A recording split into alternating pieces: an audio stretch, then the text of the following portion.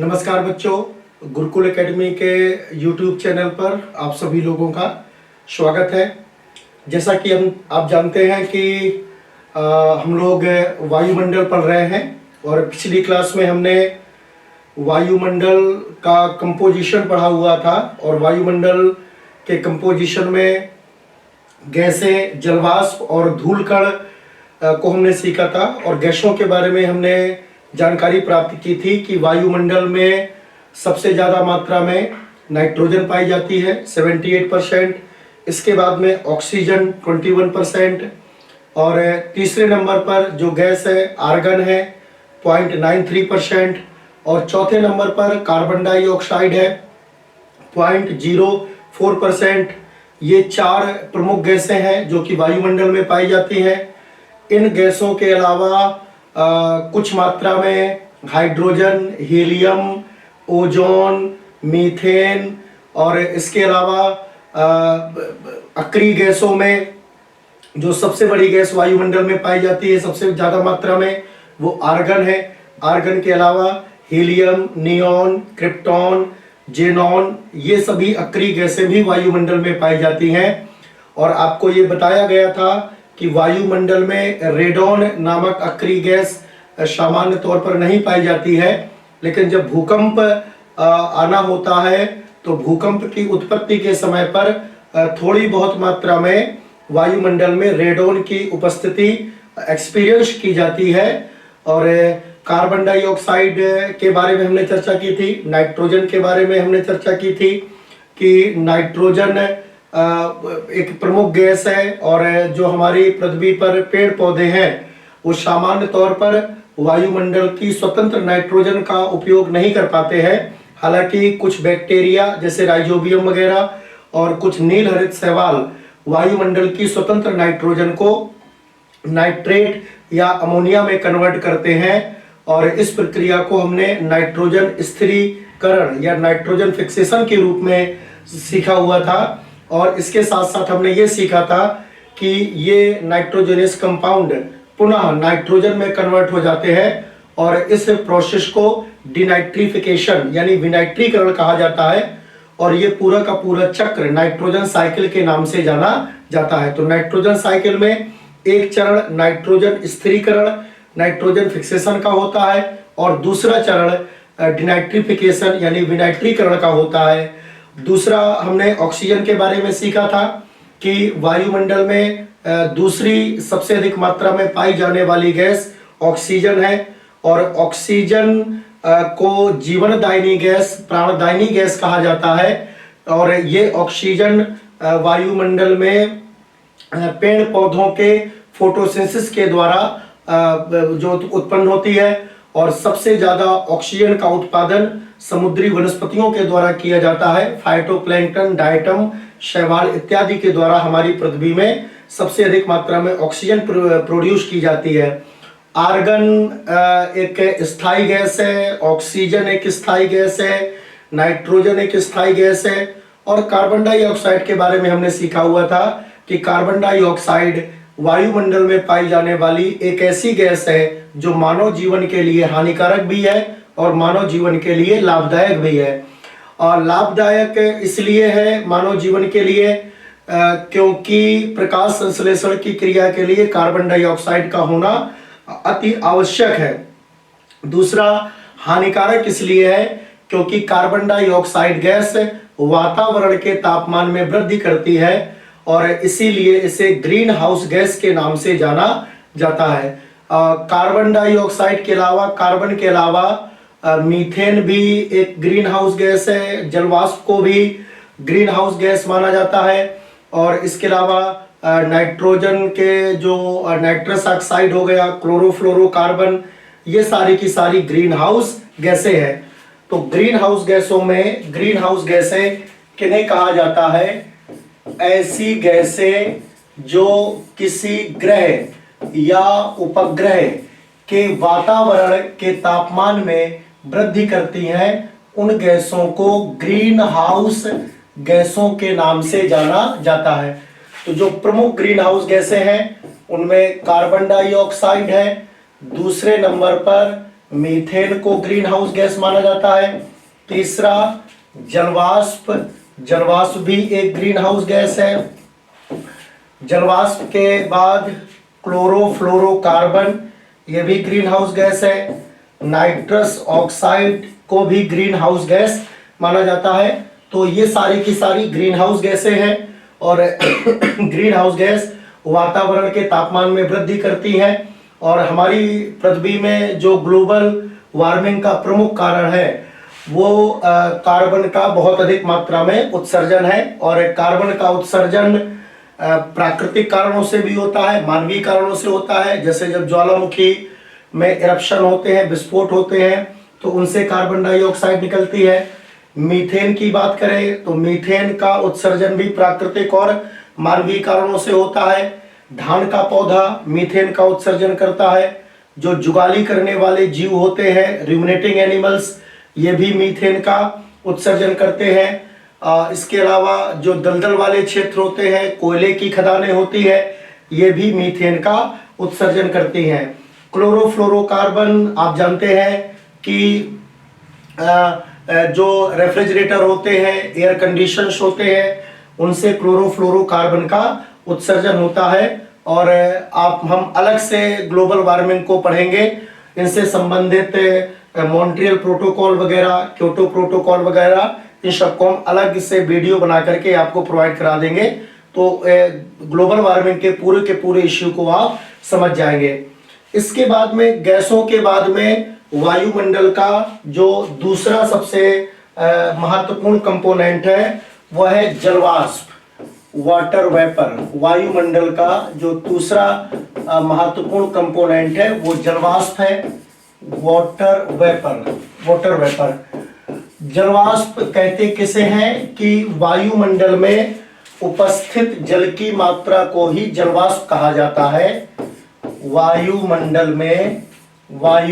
में उपस्थित जलवाष्प की मात्रा को, वायुमंडल में उपस्थित जलवाष्प की जो मात्रा है उसी को, वायुमंडल में उपस्थित जलवाष्प की मात्रा को हम लोग बोलते हैं आर्द्रता, ह्यूमिडिटी। तो वायुमंडल में जो भी जलवाष्प होती है वायुमंडल में जलवाष्प की उपस्थित मात्रा को ह्यूमिडिटी के नाम से जाना जाता है। और ये आर्द्रता आमतौर पर तापमान पर निर्भर करती है। तापमान के घटने और बढ़ने पर आर्द्रता घट या बढ़ सकती है। आर्द्रता के मापन के लिए जिस यंत्र का प्रयोग किया जाता है उस यंत्र का नाम है हाइग्रोमीटर। तो हाइग्रोमीटर क्या करता है बच्चों? हाइग्रोमीटर वायुमंडल में उपस्थित जलवाष्प की मात्रा का मापन करता है। यानी वायुमंडल में आर्द्रता का मापन जिस यंत्र के द्वारा किया जाता है उस यंत्र का नाम है हाइग्रोमीटर। वैसे तो आर्द्रता को कई रूपों में व्यक्त किया जा सकता है। जैसे एक निरपेक्ष आर्द्रता होती है, एब्सोल्यूट ह्यूमिडिटी, और लेकिन आर्द्रता सबसे ज्यादा जिस रूप में व्यक्त की जाती है वो है सापेक्षिक आर्द्रता, रिलेटिव ह्यूमिडिटी। तो आइए समझते हैं सापेक्षिक आर्द्रता क्या होती है। आर्द्रता को निरपेक्ष आर्द्रता के रूप में व्यक्त किया जा सकता है, लेकिन आर्द्रता को व्यक्त करने का सबसे बढ़िया जो तरीका है वो सापेक्षिक आर्द्रता है। न्यूज़पेपर वगैरह में आर्द्रता को रिलेटिव ह्यूमिडिटी के रूप में ही व्यक्त किया जाता है, रिलेटिव ह्यूमिडिटी। तो रिलेटिव ह्यूमिडिटी किसे कहते हैं? रिलेटिव ह्यूमिडिटी के लिए एक फॉर्मूला होता है कि निश्चित तापमान पर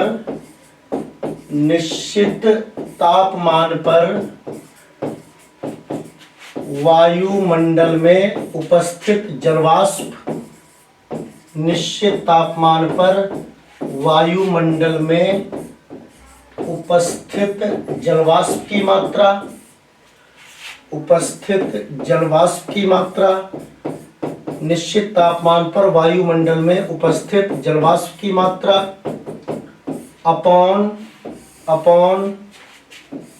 उसी तापमान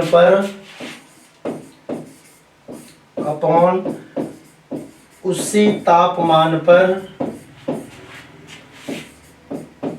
वायुमंडल में अधिकतम जलवाष्प ग्रहण करने की क्षमता, अधिकतम जलवाष्प ग्रहण करने की क्षमता, जलवाष्प ग्रहण करने की क्षमता, अधिकतम जलवाष्प ग्रहण करने की क्षमता मल्टीप्लाई 100%। तो रिलेटिव ह्यूमिडिटी को इस फॉर्मूले के द्वारा रिप्रेजेंट किया जा सकता है। किसी फिक्स टेम्परेचर पर एटमॉस्फेयर में जो भी प्रेजेंट वाटर वेपर है और उसी टेम्परेचर पर जो वाटर वेपर को अधिकतम रूप में ग्रहण करने की जो क्षमता है, यानी वाटर एब्जॉर्बिंग जो कैपेसिटी है, वाटर वेपर एब्जॉर्बिंग जो कैपेसिटी है, उसका अनुपात को जब प्रतिशत के रूप में व्यक्त किया जाता है तो इसी को सापेक्षिक आर्द्रता के नाम से जाना जाता है। और आप देखेंगे कि सापेक्षिक आर्द्रता को हमेशा प्रतिशत के रूप में व्यक्त किया जाता है और सापेक्षिक आर्द्रता एक नंबर है, एब्सोल्यूट नंबर है, इसका कोई भी मात्रक वगैरह नहीं होता है क्योंकि यह एब्सोल्यूट नंबर है। और सापेक्षिक आर्द्रता जैसे किसी स्थान की 70% है, मान लीजिए कोई एक ऐसा प्लेस है जिसकी रिलेटिव ह्यूमिडिटी 70% है, तो इसका मतलब ये होता है कि वहां की वायुमंडल में जो उपस्थित जलवाष्प है वो 70 है और अभी इसमें 30% जलवाष्प की मात्रा और जो है वायु ग्रहण कर सकती है। तो 70% सापेक्षिक आर्द्रता का मतलब है कि 70 वायुमंडल में जलवाष्प उपस्थित है और वहां की वायु अभी कितनी मात्रा में जलवाष्प को ग्रहण कर सकती है, 30 को और ग्रहण कर सकती है। ठीक है, एक दूसरा एग्जाम्पल, जैसे हमने पढ़ा कि रिलेटिव ह्यूमिडिटी 40% है, तो इसका मतलब है कि अभी वायुमंडल में जलवाष्प की मात्रा 40 है और वहां की जो वायु है, यानी वहां का जो वायुमंडल है, अभी कितनी मात्रा में जलवाष्प को ग्रहण कर सकता है, कम से कम 60 और जलवाष्प की मात्रा को वहां का वायुमंडल ग्रहण कर सकता है। तो रिलेशन आप समझ गए होंगे कि 100% में से अगर जितनी मात्रा में जलवाष्प प्रेजेंट है उसको अगर हम सब्ट्रैक्ट कर दें तो बाकी बचा हुआ जो परसेंट है वो अवशोषण क्षमता को बताएगा वायुमंडल में जलवाष्प को, और इसका कोई भी मात्रक नहीं होता है।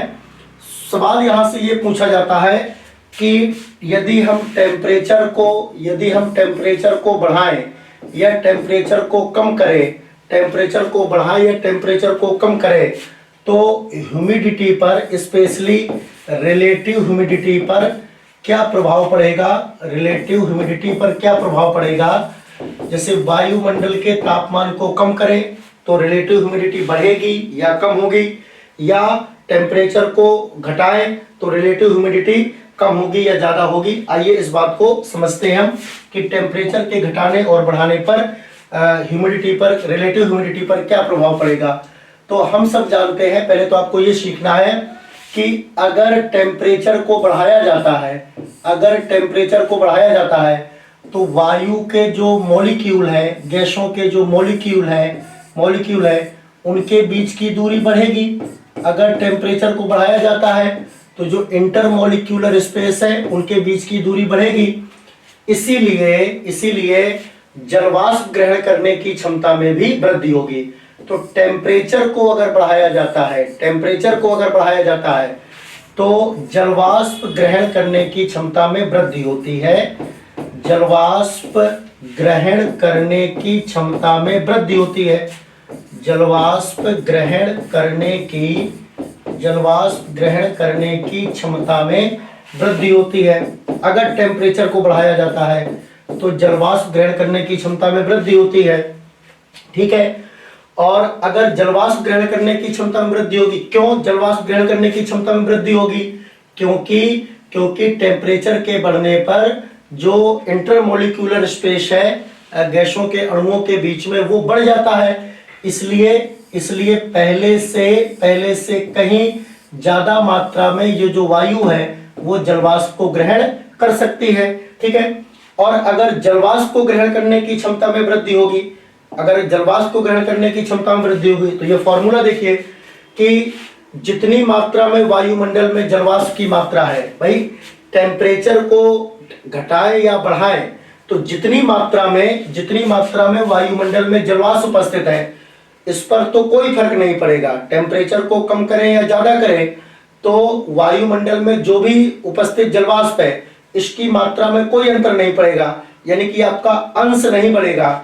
लेकिन हमने सीखा क्या है कि अगर टेम्परेचर बढ़ाया जाता है तो वायुमंडल में जलवाष्प ग्रहण करने की क्षमता में वृद्धि हो जाती है। ठीक है, तो अगर हम टेम्परेचर को बढ़ाएंगे तो ये वैल्यू तो कांस्टेंट रहेगी, ये वाली वैल्यू बच्चों कैसी रहेगी? कांस्टेंट रहेगी। लेकिन ये वाली वैल्यू अधिकतम जलवाष्प ग्रहण करने की क्षमता में है, जो हर वाली वैल्यू है वो बढ़ जाएगी। तो और भिन्न का हम लोग रूल जानते हैं कि अगर अंश को स्थिर रखा जाए और अगर हर को बढ़ाया जाए तो किसी भी भिन्न का मान कम होता है। अंश को स्थिर रखें और अगर हम हर को बढ़ाएं तो फिर जो ओवरऑल वैल्यू है रेशियो की वो कम होती है। तो आप खुद ही देख लीजिए कि टेम्परेचर को बढ़ाया जाता है तो ये वाली वैल्यू कांस्टेंट रहती है, ये वाली वैल्यू बढ़ती है, तो ओवरऑल ये जो फ्रैक्शन है इस फ्रैक्शन की वैल्यू बच्चों क्या होगी? कम होगी। तो आपको यहाँ पर सीखना है कि अगर टेम्परेचर को बढ़ाया जाता है तो आपेक्षिक आर्द्रता या सापेक्षिक आर्द्रता में वृद्धि होती है, कमी होती है। अगर टेम्परेचर को बढ़ाया जाता है तो सापेक्षिक आर्द्रता में कमी होती है, सापेक्षिक आर्द्रता में कमी होती है। बहुत इंपॉर्टेंट रिलेशन है। और इसका अगर आप उल्टा कर देंगे, अगर टेम्परेचर को कम किया जाता है तो सापेक्षिक आर्द्रता में वृद्धि हो जाएगी। ये दो रिजल्ट आपको सीखने हैं कि टेम्परेचर को घटाने पर और टेम्परेचर को बढ़ाने पर रिलेटिव ह्यूमिडिटी में क्या इफेक्ट पड़ता है। तो टेम्परेचर को बढ़ाने पर सापेक्षिक आर्द्रता में कमी होती है और टेम्परेचर को घटाने पर सापेक्षिक आर्द्रता में वृद्धि होती है। ठीक है, और जैसे मान लीजिए किसी स्थान की ह्यूमिडिटी 40% है और वहां पर टेम्परेचर बढ़ा तो वहां की जो रिलेटिव ह्यूमिडिटी है वो 40% से ज्यादा नहीं होगी बल्कि 40% से कम हो जाएगी।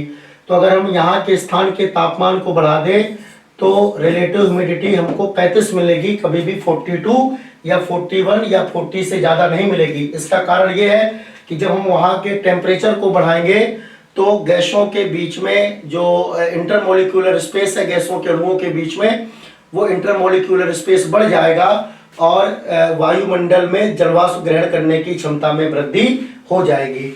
ठीक है, और दूसरा इसमें जैसे वायु को हम लोग संतृप्त वायु और असंतृप्त वायु में पढ़ते हैं। वायु को हम लोग संतृप्त वायु, असंतृप्त वायु के रूप में पढ़ते हैं। सैचुरेटेड एयर, संतृप्त वायु, सैचुरेटेड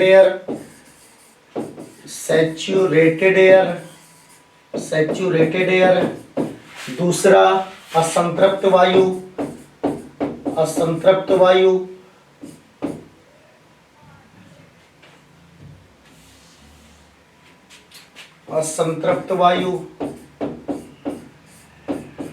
अनसैचुरेटेड एयर।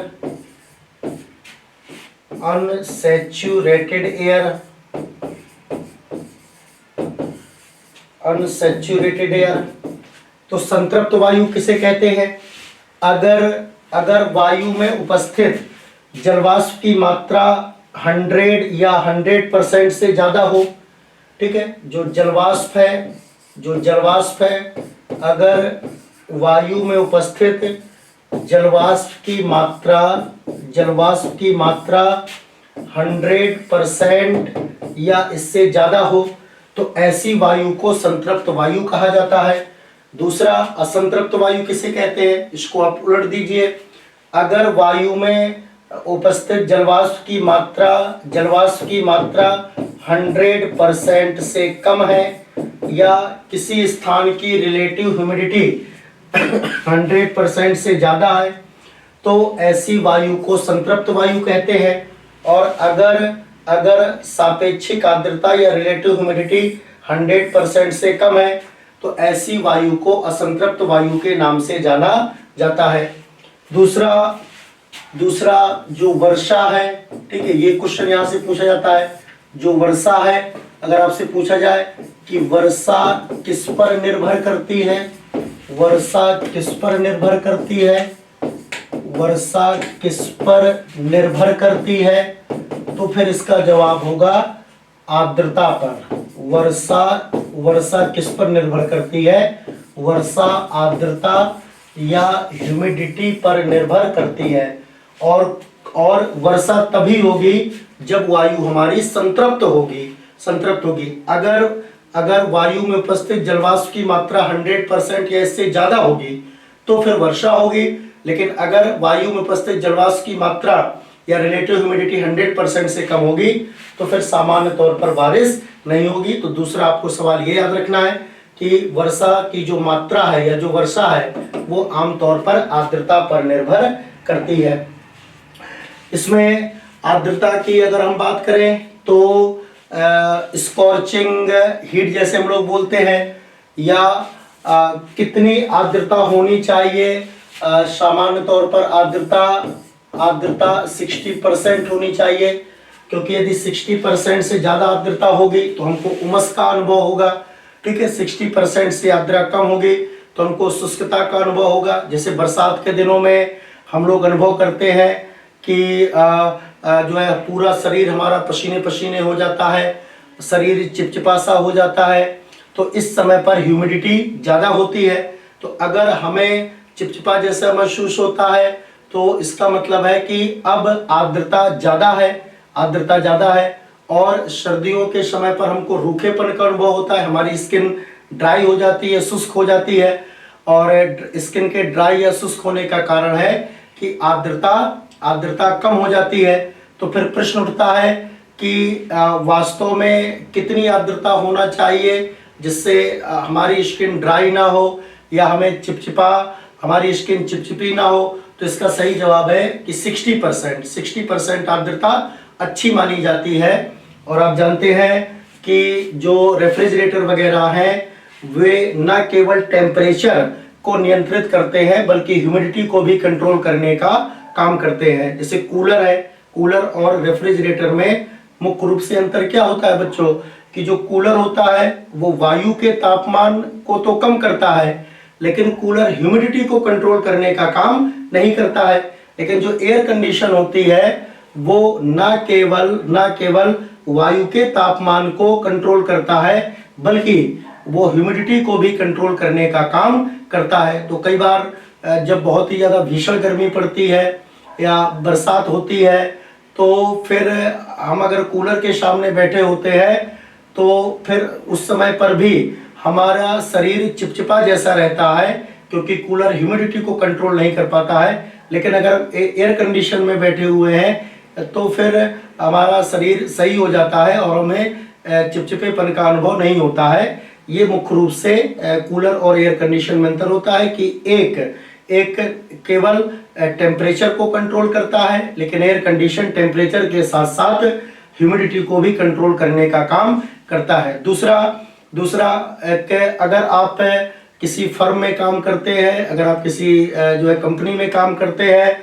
तो फिर वहाँ पर टेम्परेचर 25 डिग्री और ह्यूमिडिटी 60% को मेंटेन करने का प्रयास किया जाता है, क्योंकि इससे इतने तापमान में, इसको रूम टेम्परेचर बोला जाता है। 25 डिग्री सेल्सियस जो टेम्परेचर है उसको रूम टेम्परेचर कहते हैं। और रूम टेम्परेचर और 60% ह्यूमिडिटी के साथ में इंसान बेहतर तरीके से वर्क कर सकता है और अपना आउटपुट बढ़िया दे सकता है। तो आपको याद रखना है कि काम करने के लिए सामान्य तौर पर कितना टेम्परेचर आदर्श माना जाता है, कितनी ह्यूमिडिटी आदर्श मानी जाती है। तो आप याद रखें 25 डिग्री सेल्सियस टेम्परेचर और 60% ह्यूमिडिटी को आदर्श माना जाता है। ह्यूमिडिटी के बाद में जो नेक्स्ट वायुमंडल का कंपोनेंट है वो है बेटा डस्ट पार्टिकल। ह्यूमिडिटी के साथ में, ह्यूमिडिटी के बाद में जो नेक्स्ट प्रमुख कंपोनेंट है वायुमंडल का वो है डस्ट पार्टिकल, जिसको हम लोग बोलते हैं धूल कण। डस्ट पार्टिकल या धूल कण।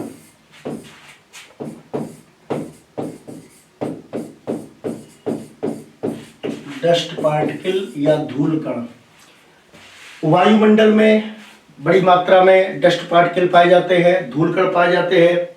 और ये जो धूल कण होते हैं इन्हें आमतौर पर हम लोग दो रूपों में पढ़ते हैं। एक PM10, PM2.5, PM2.5। ये कभी आपको ये शब्द पढ़ने को मिले कि PM10 क्या होता है, PM2.5 क्या होता है। तो PM का मतलब होता है पर्टिकुलेट मैटर, ठीक है, ना कि PM का मतलब प्राइम मिनिस्टर। PM का मतलब होता है पर्टिकुलेट मैटर। PM का मतलब होता है पर्टिकुलेट मैटर। और ये जो 10 शब्द लिखा हुआ है इसका मतलब होता है कि ऐसे डस्ट पार्टिकल जिनका डायमीटर 10 माइक्रोन से कम होता है, उनको 10 या 10 माइक्रोन से कम होता है, उनको PM10 के नाम से जाना जाता है। तो पर्टिकुलेट मैटर क्या है? पर्टिकुलेट मैटर कुछ और नहीं बल्कि वायुमंडल में उपस्थित धूल कणों को ही पर्टिकुलेट मैटर के नाम से जाना जाता है। और पर्टिकुलेट मैटर को, इन धूल कणों को सामान्य तौर से दो कैटेगरी में क्लासिफाई किया जाता है, पर्टिकुलेट मैटर 10 और पर्टिकुलेट मैटर 2.5। पर्टिकुलेट मैटर 10 किन्हें कहेंगे? ऐसे डस्ट पार्टिकल जिनका डायमीटर या जिनका साइज 10 माइक्रोन या इससे कम होता है, उनको पर्टिकुलेट मैटर 10 के नाम से जाना जाता है। और ऐसे डस्ट पार्टिकल जिनका साइज या जिनका डायमीटर 2.5 माइक्रोन से कम होता है, उन्हें PM2.5 के नाम से जाना जाता है। कुछ ऐसे फिनोमिना हैं जिनका सीधा संबंध डस्ट पार्टिकल से है। जैसे आपको याद रखना है कि लाइट की जो स्कैटरिंग होती है, लाइट का जो प्रकीर्णन होता है, प्रकाश का जो प्रकीर्णन होता है, उस लाइट की स्कैटरिंग में किसकी महत्वपूर्ण भूमिका होती है? डस्ट पार्टिकल की ही महत्वपूर्ण भूमिका होती है। और आप जानते हैं कि भारत के महान वैज्ञानिक सर सीवी रमन के द्वारा यह बताया गया था कि लाइट के स्कैटरिंग से ही हमें आसमान नीला प्रतीत होता है, समुद्र नीला प्रतीत होता है, जो उगता हुआ सूर्य है वो हमें लाल कलर का दिखाई देता है, जो डूबता हुआ सूर्य है वो भी हमें लाल कलर का दिखाई देता है। ये सब प्रकाश के प्रकीर्णन के फिनोमिना है। और आप समझ सकते हैं कि अगर हम वायुमंडल से डस्ट पार्टिकल को एकदम से हटा दें तो फिर ये जो आसमान जो हमको नीले कलर का दिखाई देता है, ये नीले कलर का हमें आसमान नहीं दिखाई देगा। उगते हुए सूर्य और डूबते हुए सूर्य का रंग भी हमें लाल नहीं दिखाई देगा। इसके साथ ही साथ जो समुद्र का रंग हमको नीला प्रतीत होता है, ये भी हमको नीला प्रतीत नहीं होगा। और आप जानते हैं कि वास्तव में सूर्योदय के समय जब सूर्य क्षितिज पर नहीं भी होता है और जब सूर्य क्षितिज से नीचे होता है तो सूर्योदय से काफी पहले हमको थोड़ा बहुत प्रकाश दिखाई देने लगता है। और सूर्य के डूबने के बाद भी हमको कुछ समय तक लाइट दिखाई देती रहती है, कुछ समय तक लाइट रहती है। जैसे आमतौर पर जब सूर्य डूब चुका होता है तो आधे घंटे पौन घंटे तक हम बिना लाइट जलाए हुए पढ़ सकते हैं, खेल कूद सकते हैं, घूम फिर सकते हैं, लेकिन ये सब किसके कारण होता है? ये भी सब डस्ट पार्टिकल के कारण ही होता है। अगर हमारे वायुमंडल में डस्ट पार्टिकल नहीं होते तो जैसे ही सूर्य डूबता तुरंत अंधेरा हो जाता और सूर्य के उगने के पहले भी हमें किसी भी प्रकार का कोई प्रकाश दिखाई नहीं देता है। तो ये सब डस्ट पार्टिकल के प्रभाव है और आप समझ सकते हैं कि डस्ट पार्टिकल कुछ ना कहीं किसी न किसी रूप में हमारे लिए लाभदायक भी है। और अगर इन डस्ट पार्टिकल की मात्रा में बहुत ज़्यादा वृद्धि होती है तो फिर ये हमारे शरीर के लिए नुकसानदायक भी होते हैं। जैसे सरकार ने नेशनल क्लीन एयर प्रोग्राम चला रखा है और इस नेशनल क्लीन एयर प्रोग्राम के तहत कोशिश ये की जा रही है कि शहरों में डस्ट पार्टिकल की मात्रा को कम किया जा सके, क्योंकि ये डस्ट पार्टिकल हमारी नाक के जरिए, मुंह के जरिए शरीर के अंदर पहुंच करके तमाम प्रकार की रेस्पिरेटरी समस्याओं या श्वसन संबंधी समस्याओं को जन्म देते हैं। इसके अलावा इन डस्ट पार्टिकल का एक यूज ये भी है बच्चों कि ये जो वायुमंडल में डस्ट पार्टिकल है, इन डस्ट पार्टिकल के चारों ओर जलवाष्प संघनित हो जाती है, इकट्ठा हो जाती है और यही जलवाष्प वास्तव में बादलों का निर्माण करती है। और इसीलिए इन डस्ट पार्टिकलों को हाइग्रोस्कोपिक न्यूक्लियाई के नाम से जाना जाता है। तो बहुत इंपॉर्टेंट टर्म है आर्द्रता ग्राही केंद्र। जैसे आपसे पूछा जाए कि आर्द्रता ग्राही केंद्र किन्हें कहते हैं, आर्द्रता ग्राही केंद्र किन्हें कहते हैं, इनको बोला जाता है हाइग्रोस्कोपिक न्यूक्लियाई। हाइग्रोस्कोपिक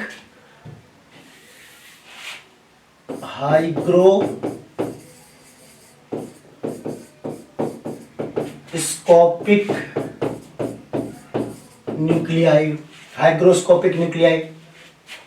तो आपको ये याद रखना है कि धूल कण, समुद्री नमक के कण,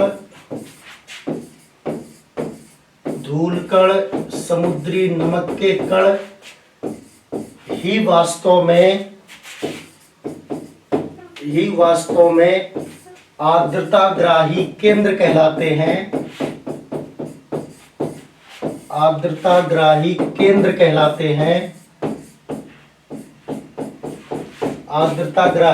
कहलाते हैं। क्यों आर्द्रता ग्राही केंद्र इनको कहा जाता है? क्योंकि इन्हीं डस्ट पार्टिकल के चारों ओर, मान लीजिए डस्ट पार्टिकल है, इन्हीं डस्ट पार्टिकल के चारों ओर जलवाष्प संघनित होती है। इन्हीं डस्ट पार्टिकल के चारों ओर जलवाष्प संघनित होती है और ये जलवाष्प संघनित होकर के बादलों का निर्माण करती है। इसलिए आपको इन हाइग्रोस्कोपिक न्यूक्लियाई को याद रखना है। ठीक है, तो ये वायुमंडल के प्रमुख कंपोनेंट थे जिनमें हमने गैसों के बारे में सीखा कि वायुमंडल में कौन कौन सी गैसें पाई जाती हैं, इनके हमने कुछ रोल देखे। दूसरा, आर्द्रता के बारे में हमने सीखा और आर्द्रता का क्या इम्पोर्टेंस है। इसके अलावा डस्ट पार्टिकल के बारे में हमने सीखा और डस्ट पार्टिकल के वास्तव में क्या रोल है। आगे जो वायुमंडल में हमें पढ़ना है वो है वायुमंडल का स्तरीकरण, स्ट्रेटिफिकेशन ऑफ एटमॉस्फेयर। वायुमंडल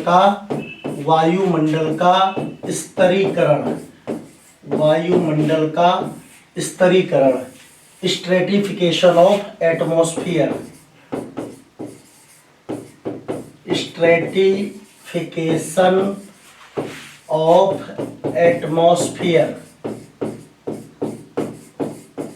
स्ट्रेटिफिकेशन ऑफ एटमॉस्फेयर। देखिए, हम सब जानते हैं कि वायुमंडल की 5 लेयर होती हैं। अगर हम पृथ्वी की सतह से ऊपर की ओर जाएंगे तो ये वायुमंडल की 5 लेयर हमें मिलती हैं। जैसे इसमें एक लेयर का नाम है क्षोभ मंडल, ट्रोपोस्फियर, ट्रोपोस्फियर। दूसरी जो लेयर है वो कहलाती है समताप मंडल, समताप मंडल, स्ट्रेटोस्फियर, स्ट्रेटोस्फियर। तीसरी जो लेयर है उसे मध्य मंडल कहा जाता है, मध्य मंडल, मेसोस्फियर, मेसोस्फियर। चौथी जो लेयर है उसे कहते हैं अयन मंडल, अयन मंडल, आयनोस्फियर, आयनोस्फियर। और पांचवी जो लेयर है उसे कहा जाता है बहिर्मंडल, बहिर्मंडल, एक्सोस्फियर, एक्सोस्फियर। तो there are 5 layers of atmosphere. First one troposphere, क्षोभ मंडल, दूसरा समताप मंडल, तीसरा मध्य मंडल, चौथा अयन मंडल और पांचवा बहिर्मंडल। ट्रोपोस्फियर, स्ट्रेटोस्फियर, मेसोस्फियर, आयनोस्फियर और एक्सोस्फियर। अगर हम सतह से ऊपर की ओर जाएंगे तो सबसे पहले हमें क्षोभ मंडल सॉरी, तो सबसे पहले हमें क्षोभ मंडल मिलेगा, क्षोभ मंडल के बाद में फिर समताप मंडल मिलेगा, समताप मंडल के बाद में फिर मध्य मंडल मिलेगा, मध्य मंडल के बाद में अयन मंडल मिलेगा और अयन मंडल के बाद में फिर हमें बहिर्मंडल मिलेगा। सवाल ये पैदा होता है कि वायुमंडल का ये जो स्ट्रेटिफिकेशन किया गया है वो ऊंचाई के आधार पर किया गया है या किसी और आधार पर? तो इसका जवाब है कि सामान्य तौर पर वायुमंडल का स्तरीकरण ऊंचाई के आधार पर नहीं बल्कि टेम्परेचर के आधार पर किया गया है। यानी जैसे जैसे हम पृथ्वी की सतह से ऊपर की ओर जाते हैं तो कभी तापमान कम होता है, कभी तापमान बढ़ता है। तो आपसे अगर सवाल पूछा जाता है कि वायुमंडल की परतों का विभाजन, वायुमंडल की परतों का विभाजन किस आधार पर किया गया है, तो आप बताएंगे कि वायुमंडल की परतों का विभाजन टेम्परेचर के आधार पर किया गया है। जैसे आप आगे सीखेंगे कि क्षोभ मंडल जो कि सतह से आमतौर पर 13 से 14 किलोमीटर की ऊंचाई पर मिलता है। यानी अगर हम पृथ्वी की सतह से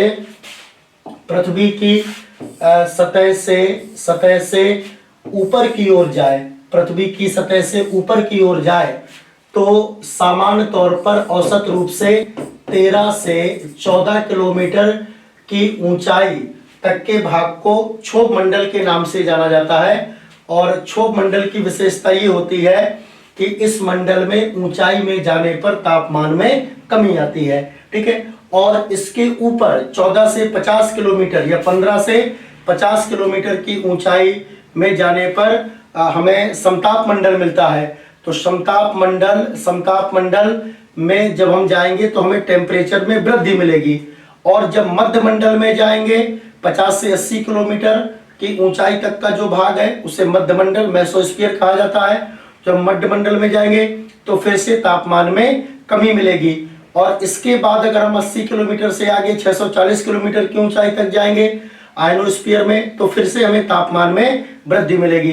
तो आप यहाँ पर ये देख रहे हैं कि वायुमंडल की जो परतों का विभाजन है वो ऊंचाई के आधार पर नहीं बल्कि तापमान के आधार पर किया जाता है, ठीक है। जैसे अगर हम पृथ्वी की सतह से ऊपर चलना शुरू करें तो जहां तक हमें ऊंचाई में जाने पर तापमान में कमी मिलती जाएगी वहां तक हमारा क्षोभ मंडल होगा बेटा। और जैसे ही तापमान में वृद्धि दर्ज होने लगेगी तो वहां से क्षोभ मंडल समाप्त हो जाएगा और समताप मंडल की शुरुआत हो जाएगी, ठीक है। तो ये तमाम सारी चीजें हैं और इसको हम जो है आगे आपको नेक्स्ट वीडियो में इनके बारे में डिटेल से अध्ययन करेंगे कि क्षोभ मंडल में कौन कौन सी चीजें आपको सीखनी है, समताप मंडल में आपको क्या पढ़ना है, मध्य मंडल वगैरह में, ठीक है। और इसी के साथ में बहुत बहुत धन्यवाद।